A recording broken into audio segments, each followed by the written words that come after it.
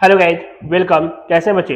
बात करें यार, लास्ट क्लास में इनकम फ्रॉम सैलरी हमने टैक्स में आपका खत्म कर दिया था और यह बोले थे कि नेक्स्ट क्लास में कैपिटल गेन चालू करने वाले हैं।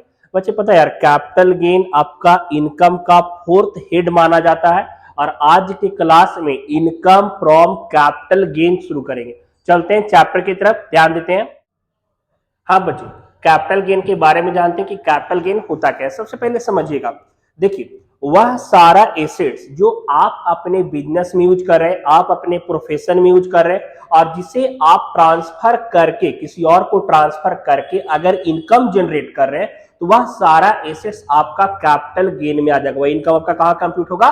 कैपिटल गेन में आएगा। यहां देखिएगा, मैंने लिखा है capital gain is the fourth head of income. Capital gain income का फोर्थ हेड होता है। जैसे अभी हमने पढ़ाया था सैलरी, हाउस प्रॉपर्टी पढ़ाए, बिजनेस एंड प्रोफेशन पढ़ाए, तो कैपिटल गेन उसी तरीके से इनकम का चौथा हेड माना जाता है। ठीक है, और कह रहा है it is arising from the transfer of capital assets. Capital asset को ट्रांसफर करने के बाद यह जनरेट होता है इन द प्रीवियस ईयर। अगर आप मतलब ट्रांसफर करते हो, असेसमेंट ईयर हम लोग निकालते हैं तो प्रीवियस ईयर की ट्रांजैक्शन का ना, तो यह आपका it is taxable under head of capital gain. क्या है?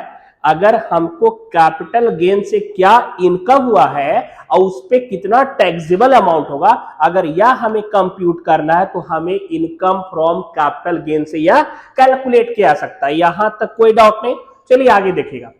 बात करें कैपिटल एसेट्स का मतलब क्या होता है। देखिए पहला, सबसे पहले बात करें property of any kind held by an SSC whether connected with his business and profession. मतलब अगर कोई प्रॉपर्टी एसएससी के द्वारा बिजनेस या प्रोफेशन में होल्ड किया जा रहा है, हेल्ड किया जा रहा है और बाद में उसे सोल्ड आउट करके कैपिटल गेन हो सकता है, प्रॉफिट अगर हो रहा, इनकम जनरेट किया जा रहा है, तो वह आपका एसेट्स में आ जाएगा जो बिजनेस और प्रोफेशन में यूज हो रहा है एसेट्स। ठीक है। दूसरा कह रहा है any securities held by a foreign institutional investors which has invested in such securities according with the regulation made under the securities and exchange board of India act 1992। देखिए अगर कोई भी सिक्योरिटीज अगर होल्ड आउट कर रहे हैं, अगर कोई सिक्योरिटीज है तो वह भी आपके कैपिटल गेन का एक एसेट्स है। मतलब वह भी एसेट है जिसको आप ट्रांसफर करके कैपिटल गेन अरेंज कर सकते हैं। पक्का? Security, share, debenture, government bond, ये आ सकता है आपका। ठीक है, डिवेंचर नहीं, गवर्नमेंट बॉन्ड। आगे नेक्स्ट बात करें, any units linked insurance policy to which exemption under clause 10D of section 10 does not apply.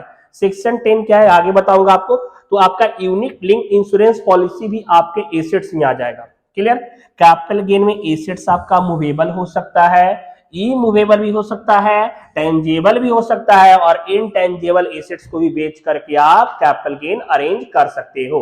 Clear? कोई डाउट नहीं।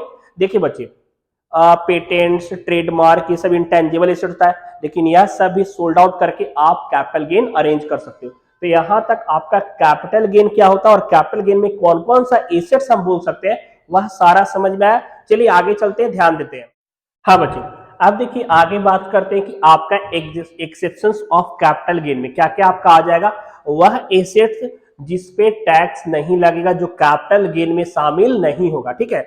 सबसे पहले बात करें कॉमर्शियल गुड्स, और कॉमर्शियल गुड्स में जैसे जो स्टॉक आप रखे हुए हैं, सोल्ड आउट कर रहे हैं, जो बिजनेस का आपके ऑपरेटिंग का पार्ट होता है, तो वह सारा कैपिटल गुड्स में शामिल नहीं होगा। ठीक है। जिसमें आपका मटेरियल, रॉ गुड्स, स्टोर्स अगर आपका है तो वह सारा कॉमर्शियल गुड्स कैपिटल एसेट में शामिल नहीं होता है। क्लियर? दूसरा, movable assets for personal use. जब यार मेरा बात करें शर्ट, जीन्स, मतलब वॉच, यह सारा जो एसेट्स हम पर्सनल यूज के लिए कर रहे हैं, रेफ्रिजरेटर, फ्रिज, तो यह सारा गुड्स भी कैपिटल एसेट्स में शामिल नहीं होगा।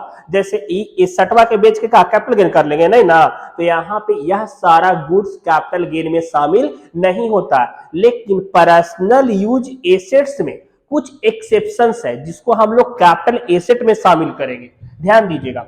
बात करें एक्सेप्शंस पर्सनल यूज एसेट में, देखिए अगर आप कोई ड्राइंग कर रहे हैं, कोई पेंटिंग अगर आपका किया हुआ है, कोई आपका पर्सनल पेंटिंग है जो बहुत अच्छा खासा है, ज्वेलरी है पर्सनल यूज में, जो आपके प्रेस्टिजियस को बढ़ा रहा है, तो वह सारा कैपिटल एसेट में शामिल होगा, उस पर टैक्स लगेगा, उस पर टैक्स क्या होगा, लगेगा। ठीक है, कैपिटल गेन में उसे शामिल करेंगे हम, उस पर सोल्ड आउट ट्रांसफर करके कैपिटल गेन कर सकते हैं। पक्का?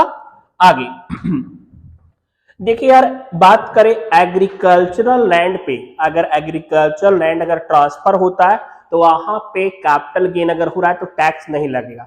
भारतीय सरकार एग्रीकल्चरल मतलब लैंड से कैपिटल गेन पे टैक्स नहीं चार्ज करती। ठीक है, तो यहाँ पे देखिए एग्रीकल्चरल लैंड हम किसको किसको मानेंगे, यह ध्यान रखना है। यहाँ पे एग्रीकल्चर लैंड में सबसे पहले बात करें municipality population less than 10,000, municipality population less than 10,000 all agriculture. जैसे देखिए अगर कोई म्युनिसिपैलिटी पॉपुलेशन कहीं का अगर 10,000 है तो सारा जगह को हम लोग एग्रीकल्चरल लैंड मान देंगे, तो वहां पे टैक्स नहीं लगेगा।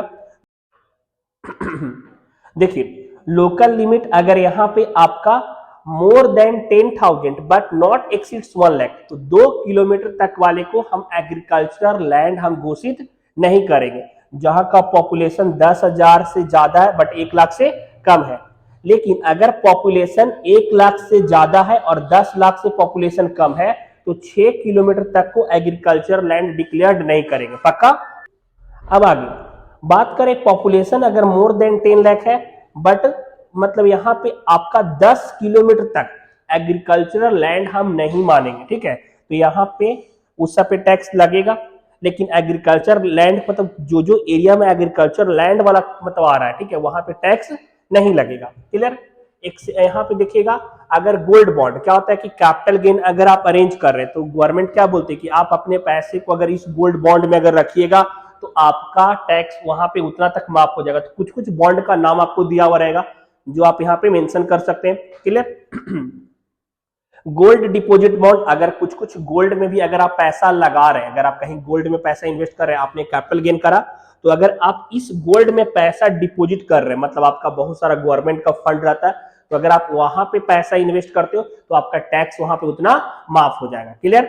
आज के क्लास में इतना ही। नेक्स्ट क्लास में मैं आपको बताऊंगा लॉन्ग टर्म कैपिटल गेन और शॉर्ट टर्म कैपिटल गेन, क्योंकि चैप्टर आपका वहीं से शुरू होगा। ठीक है, इंपॉर्टेंट है, यह राइट डाउन कर लीजिए, थोड़ा समझने के लिए सही है। चलेंगे नेक्स्ट क्लास में बात करेंगे। Bye, see you.